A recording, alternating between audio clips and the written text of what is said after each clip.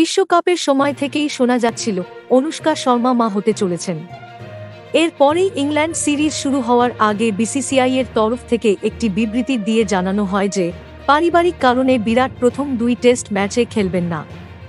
গুঞ্জন আরও জোরালো হয়। এরই মধ্যে দক্ষিণ আফ্রিকার প্রাক্তন অধিনায়ক এবি ডে ভিলিয়ার্স সম্প্রতি নিজের ইউটিউব চ্যানেল একটি প্রশ্ন উত্তর পর্বে ভক্তদের জানিয়েছিলেন শীঘ্রই দ্বিতীয়বার বাবা হতে চলেছেন বিরাট। পরে যদিও তিনি জানান যা তিনি বলেছে তা সত্যি নয়।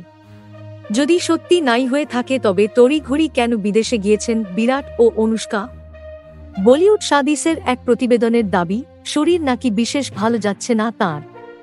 এই সময় অনুষ্কার যাতে কোনো রকম অসুবিধে না হয়, তিনি যাতে সব রকমের চিকিৎসা পান, সেই কারণেই সব ছেড়ে এই মুহূর্তে স্ত্রীর কাছে রয়েছেন বিরাট।